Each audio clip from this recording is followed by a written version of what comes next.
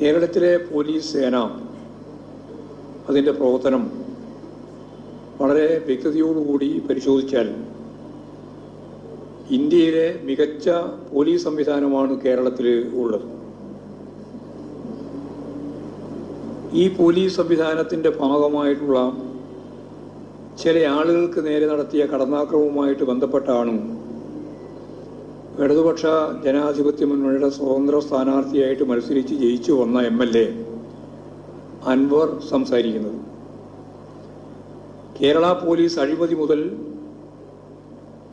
അതിൻ്റെ വികസന മുഖം ഉൾപ്പെടെയുള്ള കാര്യങ്ങളെ എങ്ങനെയാണ് കൈകാര്യം ചെയ്തത് എന്ന് നമുക്ക് നന്നായിട്ട് മനസ്സിലാവും. അപ്പോൾ അഴിമതി വിമുക്തമായ ഒരു പോലീസ് സംവിധാനം നിലനിൽക്കണം എന്നാണ് കേരളം ആഗ്രഹിക്കുന്നത്. ഇന്ത്യയിലെ ഏറ്റവും മികച്ച ക്രമസമാധാന നിലനിൽക്കുന്ന സംസ്ഥാനം കേരളമാണ്. കുറ്റാന്വേഷണത്തിൽ അതിൻ്റെ കാര്യത്തിലും ഇന്ത്യയിലെ ഏറ്റവും മികച്ച പോലീസ് സംവിധാനവും നിലനിൽക്കുന്നത് കേരളത്തിലാണ് എന്ന് വിവിധ ഏജൻസികൾ കൃത്യമായിട്ട് വിശകലനം ചെയ്തതാണ്. പോലീസ് സംവിധാനത്തെ ഒരു ജനകീയ സേന എന്ന രീതിയിൽ കൈകാര്യം ചെയ്യുക, മാറ്റുക, ആ രീതിയിലുള്ള ഇടപെടലാണ് പിണറായി സർക്കാരിൻ്റെ ഭാഗത്തു നിന്ന് ഉണ്ടായത്. സ്വാഭാവികമായും നമുക്കറിയാം, പ്രളയങ്ങളും ഓഖി, കോവിഡ് തുടങ്ങിയ ദുരന്തങ്ങളിൽ, പിന്നീടുണ്ടായ വയനാട് ദുരന്തത്തിലും പോലീസ് സേന വഹിച്ച പങ്ക് ആർക്കും വിസ്മരിക്കാൻ സാധിക്കുന്നതല്ല.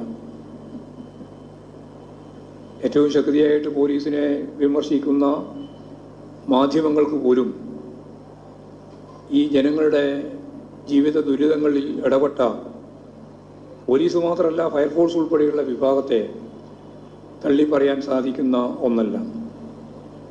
ജനങ്ങളെ സംരക്ഷിക്കുന്ന ഈ പ്രവർത്തനത്തിനിടയിൽ കോവിഡിൻ്റെ പശ്ചാത്തലത്തിൽ 18 പോലീസുകാരാണ് കോവിഡ് ബാധിച്ച് മരണപ്പെട്ടത് എന്ന് നമ്മൾ കാണുന്നു. കേരളത്തിൽ വർഗീയ സംഘർഷവും അതിൻ്റെ ഭാഗമായിട്ടുള്ള വർഗീയ സംഘടനകളും സൃഷ്ടിക്കുന്നതിനുള്ള പരിപാടികൾ പല ഘട്ടത്തിലും ശ്രദ്ധാപൂർവം വർഗീയ ശക്തികൾ പ്ലാൻ ചെയ്തിട്ടുണ്ടെങ്കിലും അതെല്ലാം തടയുന്നതിന് ശക്തിയുള്ള, കരുത്തുള്ള ഒരു സേന എന്ന നിലയിൽ തന്നെയാണ് കേരള പോലീസ് പ്രവർത്തിച്ചത്. ഹിന്ദു വർഗീയ ശക്തികൾ ഒരു പ്രചാരവേലയും നടത്താതെ, എന്ന് പറഞ്ഞാൽ മുൻകൂട്ടി പ്ലാൻ ചെയ്ത് ആയിരങ്ങളെ അണിനിരത്തി കലാപത്തിന് ശ്രമിച്ചപ്പോൾ അത് തിരിച്ചറിഞ്ഞ് ഇടപെട്ടതും കേരള പോലീസായിരുന്നു എന്നുള്ളതാണ് സത്യം. വാട്സപ്പ് ഹർത്താൽ തടഞ്ഞ് അതും ഇതിൻ്റെ ഭാഗമായിട്ടുള്ള ജാഗ്രത തന്നെയാണ്. പാലക്കാട്, ആലപ്പുഴ ജില്ലകളിൽ RSSും അതുപോലെ തന്നെ SDPIയും അങ്ങോട്ടും ഇങ്ങോട്ടും മണിക്കൂറുകൾ വെച്ച് കൊലപാതകം സംഘടിപ്പിച്ചു. RSകാരനെ കൊന്നാൽ അപ്പോൾ തന്നെ SDPIക്കാരനെ കൊല്ലുക, SDPIക്കാരനെ കൊല്ലുമ്പോൾ RSകാരനെ കൊല്ലുക. ഇതായിരുന്നു ആലപ്പുഴയിലും അതുപോലെ പാലക്കാടും കണ്ട കാഴ്ച.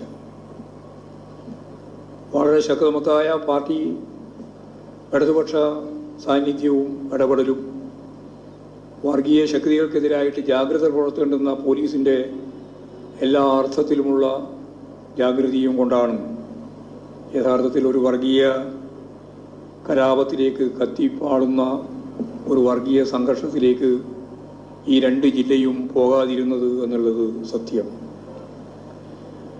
അതുപോലെ തന്നെ കള്ളക്കടത്ത് ഉൾപ്പെടെയുള്ള കാര്യങ്ങൾ പരിശോധിക്കുമ്പോഴും കേരളത്തിലെ പോലീസിനെ സംബന്ധിച്ചിടത്തോളം സ്വർണ്ണക്കള്ളക്കടത്ത് പ്രശ്നം ഒരു ക്രമസമാധാന പ്രശ്നമായിട്ട് മാറുന്ന നില വരെ ഉണ്ടായി.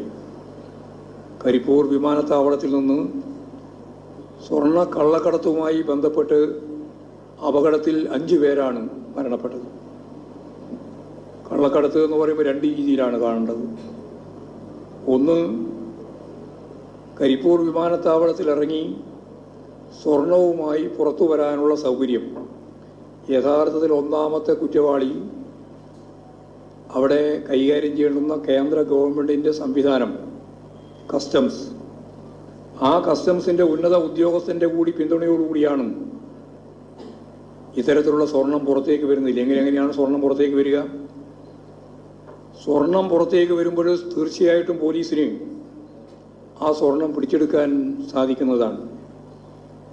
ഇങ്ങനെ പിടിച്ചെടുത്തുകൊണ്ടാണ് നിരവധി സംഭവങ്ങൾ അവിടെ ഉണ്ടായിട്ടുള്ളത്. അപ്പോൾ ക്രമസമാധാന പ്രശ്നമായി മാറിയ സാഹചര്യത്തിൽ പോലീസിന് ഇടപെടാതിരിക്കാൻ പറ്റില്ല എന്നുള്ള സ്ഥിതി വന്നു. ആ ദൗത്യമാണ് പോലീസ് നിർവഹിച്ച് കൊണ്ടിരുന്നത്. ഇതിനെതിരെയാണ് ഇപ്പോൾ അൻവർ വലിയ രീതിയിലുള്ള കുരിശുയുദ്ധം സംഘടിപ്പിക്കുന്നത്.